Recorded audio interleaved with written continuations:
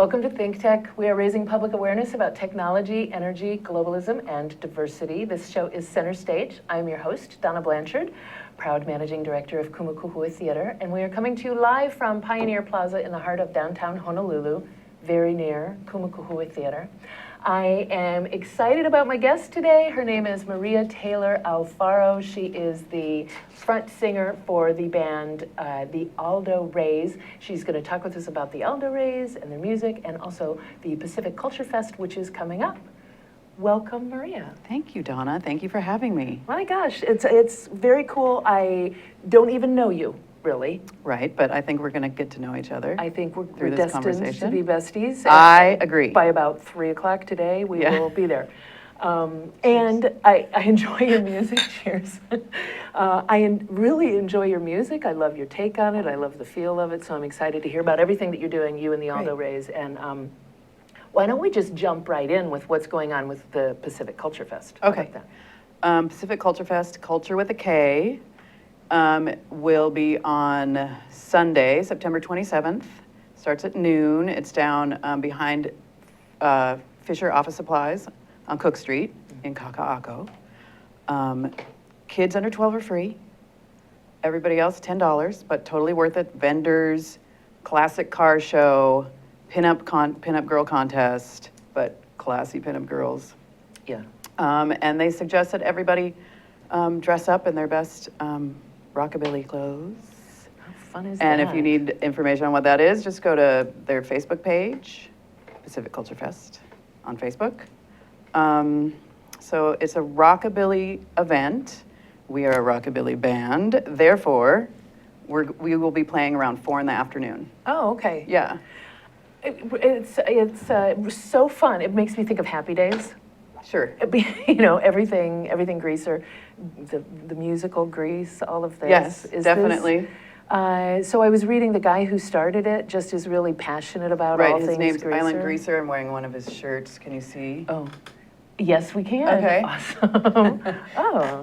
So he's a mechanic by trade. His name is Keith, and he went to a rockabilly event in Las Vegas called Viva Las Vegas Rockabilly event, and it's a car show, so cars from the 50s, 60s, and I think maybe some muscle cars from the 70s, but basically like, you know, Bel Airs and all your classic 50s cars. Yeah. I'm not a car gal, but Neither am I, but you just I'm did gonna- really I well. You appreciate just them. totally fooled me. Yeah, I shouldn't have said anything. So car show, what was your question? The guy, we were just talking about the guy who started it. Yeah, he started it. He went to the Viva Las Vegas one, and he thought that Hawaii needed one too, and I think he's right. Last year, it was out in, what's that valley? See, this is my mom brain kicking The in. Ko'olau Valley, up by Chinaman's Hat. No, the one outside of Kaneohe. I'm the worst. That Valley of the Temples? No, the one with, they have cattle, they sell meat, all the tour buses go there. Yeah, it starts with yeah, K. no, it's not Ko'olau. Cool Ranch. Cool. Thank you, Nick. Oh, right. That would be Nick Sexton over in the corner. Score, Nick. Okay. Totally saved me. But yeah, they had it at Cool Ranch last year. It rained, and they thought maybe in the city would be, you know, more people could come. Oh, yeah. But a lot of people showed up last year, too. I bet it was beautiful being out there. Gorgeous. And you can see pictures on their Facebook from last year, too. Oh, cool. So. You know, I love Kaka'ako. I can walk there. Nice, big bonus for me. But parking can sometimes be an issue there, as long as people can find, but there's that one municipal parking lot. Yeah. That'll fit everyone. But I would recommend take the bus, carpool, you know. Ride your bike. As anything, you know, any event. Yeah. It's always great to leave your car at home. I'm glad that it's in, I'm glad that it's in Kaka'ako, because I like to see more of our life flooding in there. We need to keep that happening as it changes. Right. Yeah. I agree. So is this just the second year they've done it? You know, I'm not sure. Okay. All right. You're going to go on at 4. That's what we need to know about. There's vendors, there's food, there's music, there's cars. Giveaways. There's going to be a giveaway trip to Las Vegas for the Viva Las Vegas Rockabilly event. Oh. Yeah, so airfare, hotel, meal vouchers, the whole thing. Oh, I So- want that. Yeah, I know, me too. Okay, I'll go for that. So do the Aldo Rays have any performances coming up other than that? The Culture Fest, then we're playing in October at Anna O'Brien's, which is really where we started. They were so great, and they ask us at least once a month to play. Oh, But if you'd like to hire a Rockabilly event for your next party or bar mitzvah, please let us know. aldorays@gmail.com. There you go. Get that plug in. I know you do some Johnny Cash. Yes. What are some of the other covers that you The other covers that we do Minnie the Moocher by Cab Calloway. We do These Boots Are Made for Walkin' by Nancy Sinatra. Nice. Originally by Nancy Sinatra. We do some Roy Orbison. We do some, let me think, Roy Orbison. I have it written down. Okay. You can Link Ray, Dwayne Eddy. We do a couple of instrumentals. We do Elvis. We do Jack Scott. One of my influences is a band called The Cramps, who started in the late 70s and went through the 80s and 90s. Oh. And they did a lot of it. Their style is kind of termed psychobilly. So they do crazy rockabilly covers. Like, yeah, crazy. So I've kind of, that's kind of an inspiration for me. I'm not as crazy, but definitely a lot of energy and a lot of fun. Yeah. Yeah. Well, yeah, and you bring it. You bring some crazy, but a whole lot of fun, and you're relaxed in your crazy funness, from what I've seen. And that's all it needs. It's my middle name, Crazy Funness. Crazy funness, because you live in it. There was somebody else I wanted to mention that is an influence, and we cover her songs. It's Wanda Jackson. She was known as the female Elvis, and now the godmother of rockabilly, and she's great. And we do her song, There's a Riot Going On, Riot in Cell Block number 9. Oh, that doesn't sound familiar to It's me a at all. really great song. I don't know if you've ever been at a show where we played it, but you'd remember it Okay. if you had been there. Well, no, I need It's to a go. good one. I will be there at Pacific Kulture Fest. Yes, there's Hope a you lot do of it there. themes running through rockabilly music. Trains, prison, things like that. Oh. Because it's, based in country music, because the combination rockabilly, Yeah. rock and roll, and hillbilly, and they put it together. So it's rhythm and blues paired with mountain music, hillbilly music, Yeah. which some people think hillbilly is a pejorative, but it's people from the mountains that came from Ireland and Scotland, and they had all the banjos and all the instruments from there, and they had really lively music, and they paired it up with rhythm and blues, and there you get rockabilly. And there it was. I did not know that. Yeah. I didn't know. I have to say, I would never admit that I'm a fan of country. I would say I'm a fan of rockabilly. I wouldn't say, country, but I find that I used to have be a like little that, too. ukulele when I play. Just this, I'll think of a song and, I'm going to download the tabs for that. Right? Invariably, there's some Patsy Cline in there. That she was my entry to, I like to call it country and western. And then country music is more of the modern stuff, like Toby Keith and all, which I'm not, if you like it, God bless you, but it's not my favorite music. But I do like country and western. Patsy Cline, even Willie Nelson, some of the old stuff I really like. You know the song King of the Road? Love that song. I love that song. I was just singing that the other day. That was one of my dad's favorites. Yeah. And every time I sing, I love that song. Trailers for sale or rent. Yeah. Okay. We can sing the whole. We're going to go do karaoke someday soon. So what other types, if you couldn't listen to or sing rockabilly, where would you go? I mean, I saw you at a Kiss Sure, tribute that's my husband's influence. It's interesting, we came together. He was raised on rock and roll and heavy metal, and I was raised on new wave and punk rock.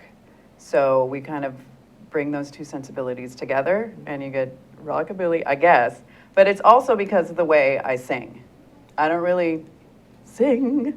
I holler a little bit more. So rockabilly really kind of fits the way my sensibility and also the way that my voice is. Just the way that your voice works. Because I have a low voice. Yeah. And, but if I could sing anything else, I guess it would be punk rock or Frank Sinatra covers. Really now? Yeah. Nice. Well, you could take those covers and work them.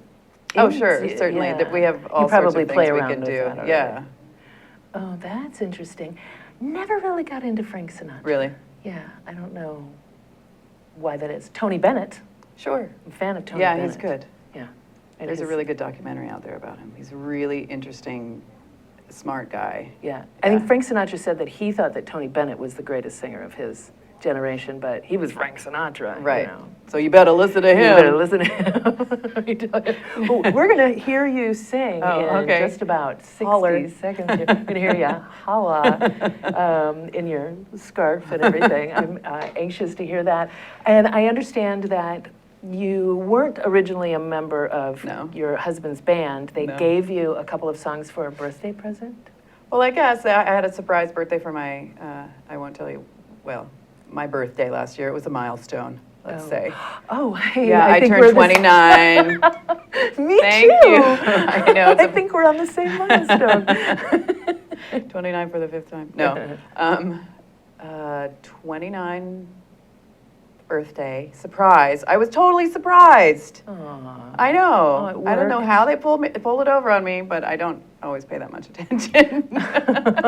Aw. So Perfect. yes, You're easy mark. I am. Remember that, people. So at a surprise birthday party, my husband had been playing with the drummer and the guitarist, Shane and Chad, for about 6 months, maybe. And so they got together, set up the whole band at my parents' house. So I came in and they were playing, and my husband's like, come up here. And I sang, I forget what I sang. Like, These Boots Are Made for Walking, I think. Okay. And then the guys really liked it. The Shane and Chad were like, well, why can't she be our lead singer? Oh. So I love that story. I know. Happy birthday. It's Here, history. let's listen to the results of that right now. Cheers. Thank you very much. I'm not Johnny Cash.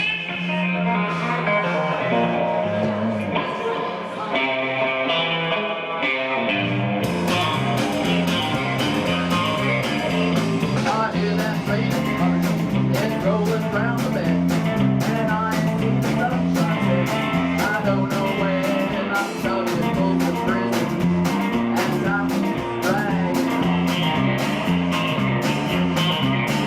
But that train keeps rolling on down to San Antonio.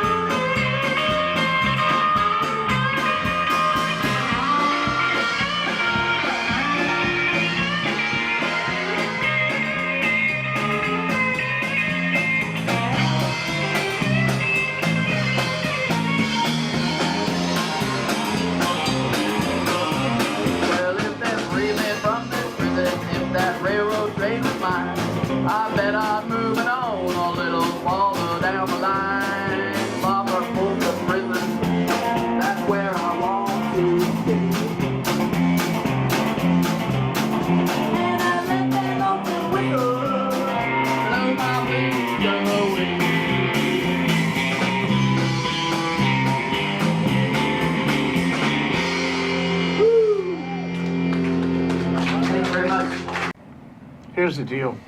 I'm Jay Fidel. I'm the host of Hawaii, the State of Clean Energy, which is the Energy Policy Forum's program on Wednesday. That's how we call Wednesday Energy Wednesday. We call it Energy Wednesday every Wednesday. Are you surprised?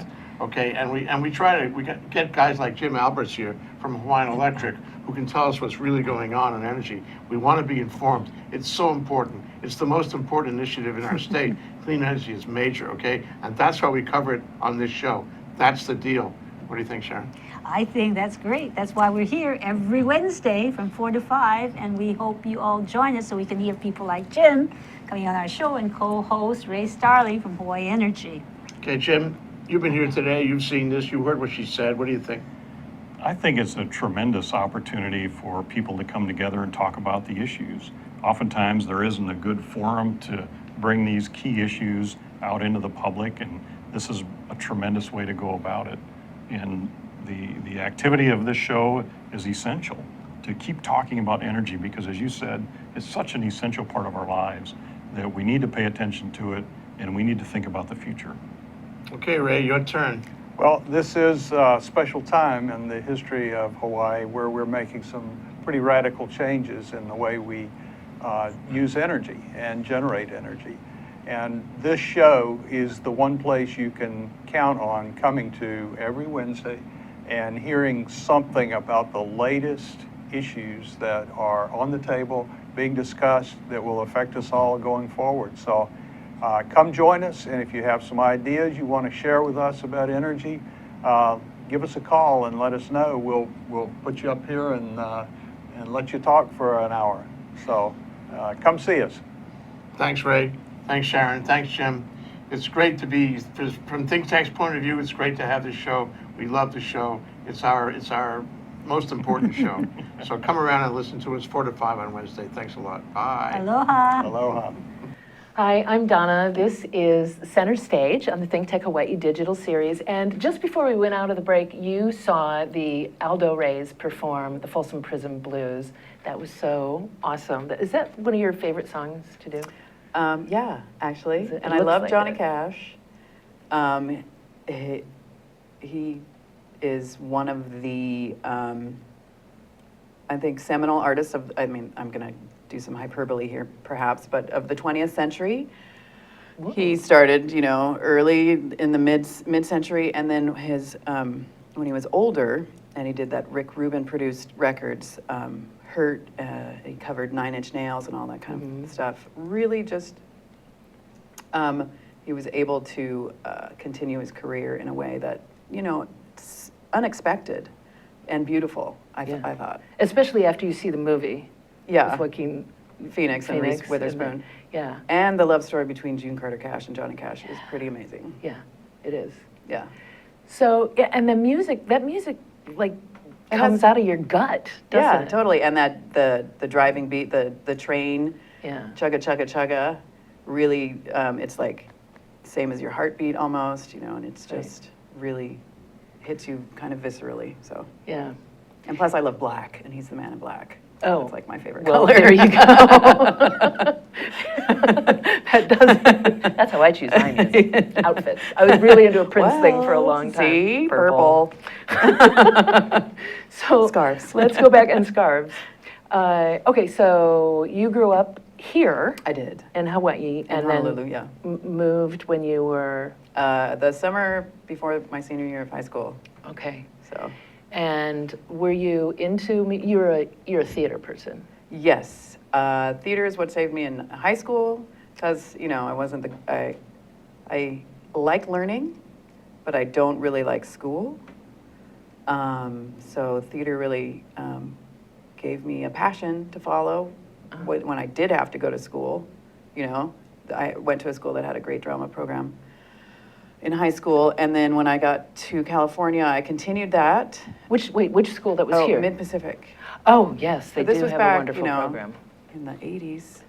Yeah, So they had a wonderful program then, and they've continued it, which is great. yeah.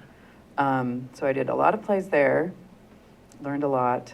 Never sang, never thought I could sing. I love musical theater. I love musicals, especially ones from the golden age of musicals like Oklahoma and Showboat. South Pacific and Showboat and all those kinds of things. Yeah. And then there was a space after high school where I didn't go back. I, sporadically went to school, but I didn't really do any theater for a while. I was a waitress, which, in A my lot of acting opinion, in is that. there's a lot of acting, and you got to put on a show. So that kind of fed my passion Yeah. there. There's a lot of similar, there's a reason why those Yeah. two businesses Definitely. collide so much. And there's a lot of thinking on your feet, being in the moment, Right. noticing all kinds of things that are going on in the periphery. Right. Yeah, okay. Yeah. Because I really loved improv. I did do some improv classes while I was not in school. I did take some improv, so that really honed my waitressing skills. But it also it fed that that need to create. And then when I finally kind of got my stuff together, I went to, back to school to Sonoma State, and I was a theater major there. And I did everything from acting, directing, costuming, stage direction, makeup, what have you. Yeah, so, dance, and my minor was education. So I wanted to teach theater, or just teach, and teaching is really kind of like waitressing, where you got to put on a show, you have to keep people's attention. Oh, yeah. Yeah. You got to get people to like you, or, play a character in a way, and get across the information that you want to get across in an entertaining, interesting way. And what ages did you want to teach? Elementary school. I know some people are, it takes a certain kind of person, but That intimidates the what living intimidates hell me out is of high school. Oh, So you'd probably be a great high school teacher. No? I don't know. I think Anyone under the age of 25 in large groups intimidates me. so. They could rise up at any time. Their eyes are going to glow red when you walk into the room. But I feel like, especially if you want to teach any sort of art, I like to be around people who are, past the age of reason. They're within the age of Sure. reason, so they're understanding, or at least able to try to understand what feeling is driving a Okay. particular action. Understood. But, so tell me why elementary Well, when I school? was when I was a junior in high school, I was a TA for the 8th grade theater class, and we put on a show, and it was the best time I've ever had in my life, and they were so enthusiastic, and they just wanted to do everything and learn everything, and I am passionate about theater, and I wanted to be able to share that and pass that on. And you can learn just about anything by putting it into a play, a song, performing arts, I think really feeds into all other, not just humanities, but even, math or science. You can learn about how trees grow and make an interpretive dance, or, and then you can really integrate it into yourself and the understanding, and you have like a touchstone. Like, I remember that dance I did. Oh, yeah. And when I was in 3rd grade, about how trees grow. And then when you're in biology, and when you're a sophomore, you're like, I remember that. And I remember, and then, so trees are more interesting to you. I mean, this is just an example. Yeah, of no, course. Schoolhouse Rock songs go through my head Right. all the time. Of course. I know how a bill is made because of that show, right? Absolutely. I have no interest. I see the little guy sitting on the steps on Capitol I Hill. know, it's so sad. It was so lonely. Okay, so that gave you a passion for, but no, wait, let's go back a little bit, because where did the passion for theater come from? Is your I don't- family theater goers? No, my mom is a social worker, and my dad's a marine biologist, but they do have a passion for the arts. Okay. They collect art. They've always took us to plays. Oh, We- okay, there you every trip we went on, we had to go to at least one museum. So That's fabulous. yeah, Okay, reading. so that's where that came yeah, from. definitely a passion. And I remember listening to my parents' records when I was little, and so they had soundtracks to musicals. They had what was the other one? The Beatles. They had an old Coasters record, with the Coasters' greatest hits. So maybe that's where I got my love for 50s music. I don't Yeah. know. And then I took dance from a very young age. Oh, okay. Yeah. All right. I'm just thinking the music I was listening to, my dad's music was more, there was 40s stuff. But yeah, it definitely made me always aware. Oh, it made me aware of melody and rhythm and how that can affect you. Like he'd turn on a particular type of music when we had to do our Saturday morning chores. Right. And it A little helped bit more you. upbeat, right? Yeah, and it helped you do it. And then there'd be something more relaxing playing in the evening. Montavani playing in the evening. You know? Okay, so you went to school and you studied theater and education, and then did you immediately go into education? No, I was working in the, I was living in the Napa Valley, so I was in the wine business. Oh, And then I got serious, and I'm like, I'm too old. Well, I'm tired of, I was a bartender at the time too, and I was tired of, always being around drunk people? yes. So I'm like, I know, I'll be around small children who are like drunks. You can at least But deal you with can that at least behavior. kick them out at the end of the class, right? Anyway, they're a little easier to deal with. And I wanted to, you know, might sound corny, but give back a little bit. So then I started as a teacher's aide, and I just carried on, and now I'm a computer teacher, which sounds, you know, like really far away Like from a whole nother side of your brain. Right, but it's not, because it's, you know, guiding the kids. It's not let's code the classes I teach. It's more like, this is how you use the keyboard. Let's do a journal. Oh, You know, how do you utilize the computer to do the things that you like to do? Express yourself, read, write, do art. gotcha, So, gotcha. Okay, you know, we live in a world where we need to be able to be proficient on computers. There's no question. You just have to. it's just, yeah, it's Unless like you want to go live in a wearing cave shoes. in the forest, Yeah. which is a choice, but if you want to live in the modern world, you know, you You need to have know to. how to And use a everyone really computer. needs a cell phone. I'm just going to say, there are still some people out there who refuse to have a cell phone, a Facebook page, you know, a computer. But so, what age are the kids you're teaching now? Kindergarten through 5th grade. Oh, that's awesome. That Yeah, they're it's really learning it that interesting. young. Keeps you on your toes. Okay, you said something interesting a while ago that we're going to get into a break, but I want to talk about when we come out of it. Is you said theater helped you express yourself. You had a need to express yourself. Right, I I'd think like everybody to, does. I'd like to unpack that Okay. just a little bit more, because not everybody seems to need that. Shh, well, hold on to that right there. We're going to be back. We're going to be back in just about a minute, and we'll hear some more of. How about we hear some more of that music on the way back in from the break, How about it? and we'll come back to the conversation. We'll Okay. see you soon.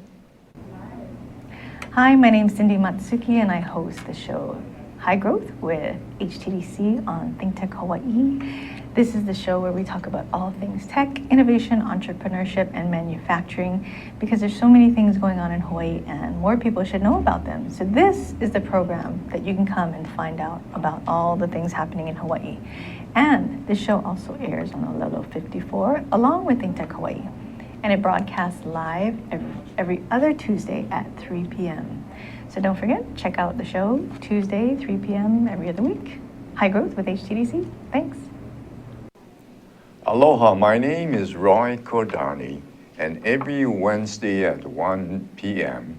I host Life in the Law, which is a segment of ThinkTech Hawaii. And basically, I host guests who have some relevancy to law in Hawaii. And I hope you will continue to tune in. If you have questions, tweet us at ThinkTech Hawaii. Mahalo. Thank you very much. I'm not Johnny Cash.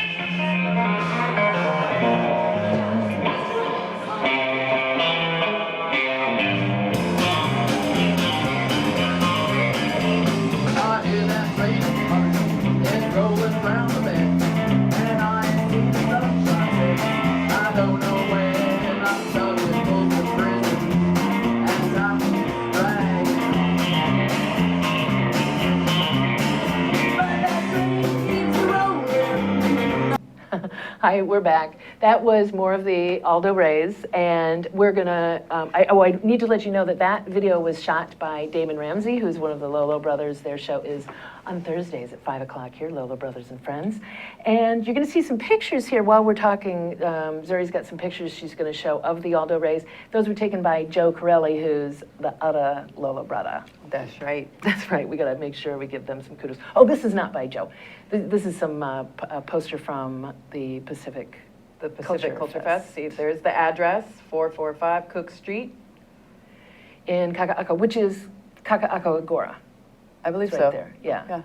It's right there. That's a cool place. That's a cool I think place to so. be. There's a lot happening there, Yeah. and it's just going to continue to get cooler. It's going to be we're a back. great day. Okay, so here's my theory, Mm. that I do believe that everyone has an artist inside of them, but for some people, appreciating art, whether it's going to see a play or being in an art gallery or listening to music, appreciating art is answering that artistic calling Sure. within them. Yes. I don't know that I feel everybody has a need to express what is inside in an artistic way. Okay, well, I guess maybe it depends on what you call art. Okay. Because I have twin girls, they're 5, but they were in preschool, and these sweet moms would send the most beautifully packaged gift bags on every holiday, like name tags that you know that they have like hand done, just gorgeous. That's their way of expressing their art, I think. Okay, You know, yes, okay. there's one way. A book group, even reading a book and really talking about books could be one way of not just appreciating art, but being able to express your thoughts about it. I don't know, keeping a journal even. Okay. I don't know, I think art is every day. Yes, And I do. I know you do too. Okay. You know what, you're reminding me, a good friend of mine, we're looking some pictures of you being ever so cool. I don't recognize that bar. That's Anna's. Oh, that's Hannah's. Oh, I recognize those windows back there. Last time you were there, they were covered by sparkles. That's why, kiss sparkles. That's why. A good friend of mine, Anne, was talking about how she doesn't express her art in any way. And as we talked about it more, she realized she's a systems analyst, but every now and then she gets to get back to her roots and do programming. Uh-huh. And when she programs, she makes the code look nice. I didn't Yeah. know this was even possible. You can do different colors, you can make things line up in a Right. certain way, Yes. and she admitted that she does that, and she's proud of how Right. her code And that's works. how, that she can say, I made that, Yeah, which is art, okay, right? yes, In a way. which it is. But yes. you can draw the line between arts and crafts, or, even somebody that reconditions their car, say. They can still, they buff it out, it looks beautiful, it gleams, it shines, they made the engine better. Is that art? Or is that craft? What You're is putting it? something of yourself in there. Right, and I think that's really what art is. That's what it is then. You are putting yourself into something. Okay, okay. This is me. So if you're in a book club and you're having that discussion, you're adding your own take on what's Yeah. going on, so you're Okay. adding yourself. Right, and into you that. get that, I think you get that same feeling. Not maybe at the same level as you would if you're on stage for 2 hours in a play, but you still get that same like little rush, excitement. I made this, I had this idea, Yeah. Okay. and you gotta I'm with make you. life worth living. Yeah, well, and art, for some people need more than others, Right. need more forms of expression. I think there also, you said rush, I think there is an adrenaline that goes along with it, Yes. and there is an addictive quality to that, Sure. and you can go to the other extreme with it if you're expressing, if you are expressing in search of that rush. Right. It's rush. Right, you and know, you it's can't a find drug. it in a way, like, and I think Freud said this about art, that it's a way of expressing your sexual urges. But, you can take that to the more modern sense and say it's a way of expressing the need in everybody to feel a part of, and that I am capable of making something. I am capable of being more than just a cog in a wheel.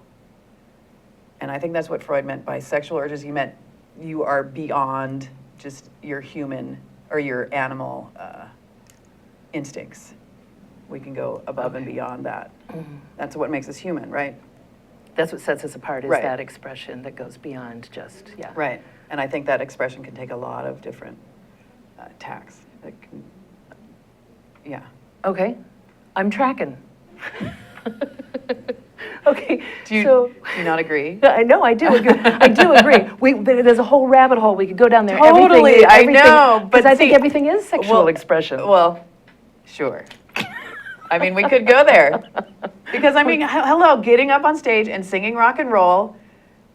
I mean, hello, Jim Morrison. Hello, Yeah. you know, Mick Jagger. Hello, you know. It's coming from your It's now. coming from your, exactly. Yeah. And your chi or whatever.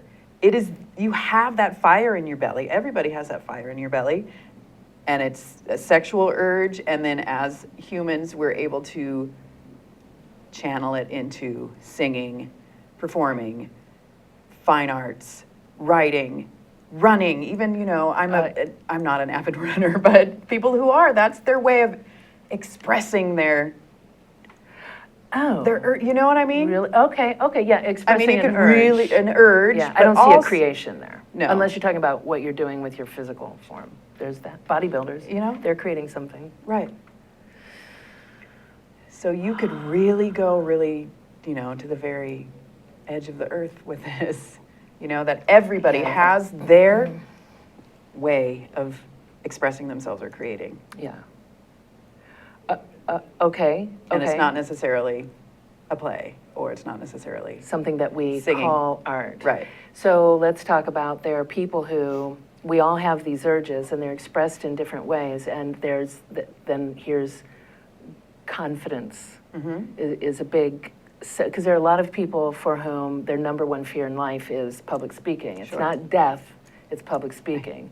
They'd rather die. They would rather die than Speak get in on a public. stage and speak in front of people. And there are a lot of people who sing in their showers and really love what they do in there, but they wouldn't dream of even getting up at a dive karaoke bar. Right. Not that there's anything wrong, those are Love some of my them. favorite Smiths in Chinatown. So where does the urge supersede the fear? Well, the urge for an audience is perhaps where we can make the distinction. Okay. Because I love to be in front of an audience. I get a lot of energy and pleasure from people enjoying the performance. Oh, I mean, right? cool, yeah. But I think the difference with people that don't like to public speak or won't come out of the shower is they've either A, never experienced it, B, just have no desire for anybody to see them, that the pleasure is their own. Or they've had a bad experience. And And that, that has yeah. scared them. Yes. Okay. Working in theater, we don't generally look into the audience. I'm accustomed to working with a fourth Right, wall. but you can So still different, but I know that feel they're it. there. I know that energy is there. For me, I don't think about the audience. For me, I really feel like I'm excavating stuff inside. Right, and then that's the thrill also for me. playing off the other, your fellow performers? Yeah, and the working with the lines, the playwright, the director, yes. all of that. Right. And there's a lot of research that goes Maybe into that's it. the difference, the collaborativeness Yeah. of theater, the collaborativeness of, is that a word? Collaborativity? Anyway. I don't think so. You get my drift. The collaboration. Yeah, the collaboration isn't there for somebody who's singing in the shower. They don't necessarily need that collaboration. Right. But they can still get joy out of, maybe it's somebody else's art. Somebody wrote that song, and they're getting the joy out of that. But that's not art. That's, like you said, experience art. So here we've come full circle to what you said about some people experience art, some people make art. Right. Some people are creating. Okay, do you agree with me on this? Everyone singing in the shower is imagining an audience. I don't know. I know I am, but I don't know about Yeah. anybody else. Nick, when you sing in the shower, do you imagine an audience is there? No. Now and then. That means yes. There's not one. You hope there's no one. Well, yeah, I don't want anybody to see me naked except my husband. I mean, I don't. Oh, Zuri says her singing is horrible, so she's hopes there isn't one. But still, okay. I think everyone. Now, I'm not talking about Imagine an audience watching me naked take a shower. Unfortunately, I will have a hard time getting that image out of my head tomorrow morning when I'm in the shower. Brain scrub. But Zuri, even when you sing just for yourself, aren't you imagining being in front of an audience and them loving the crap out of you? I know what I sound like, so no, I feel bad for my audience. Oh, okay. She feels bad. Did they hear you, or do I need to repeat what you just said? Oh, okay, good. Thank you. Sometimes it's just a little voice in my head. Well, wanted to differentiate sometimes. Yeah. Okay, that's interesting. So when I am singing in the shower, I am thinking about an audience, so at least part of it for me is audience-driven. It's expressing myself with other people, accepting What you're doing. what I'm doing, embracing what I'm doing on Right. some level. Enough about me. Let's get What back do you to think about me? I almost. Oh, we just have a That's one of couple my more favorite minutes to go. So enough about. Oh, I just spun in my chair. Now I'm going to get in trouble. Let's make sure we just have a couple more minutes. So let's make sure that we talk about the Pacific Culture Fest. Yes, a little it's bit on more. September 27th, Sunday, noon to 8. The Aldo Rays go on at 4. It's free for kids 12 and under, $10 for everybody else. Wear your best fit and flare dress and your pompadour your hair if you're a guy. Should be a great time. Come as you are. Yeah, if you Yeah. want, you can just go as far with that as you want. Right. And how you're going to play at 4? How long will you be playing? 2 hours. For 2 hours. With a break. Oh, awesome. How long Bring ago your was dancing it? shoes. How long ago was it that you started singing with the Aldo Rays? About a year. Okay. Because my birthday was just 2 weeks ago. Oh, okay. Cool. Yeah. Happy birthday. Thank you. So that's a relatively short period of time for you to have 2 hours worth of music.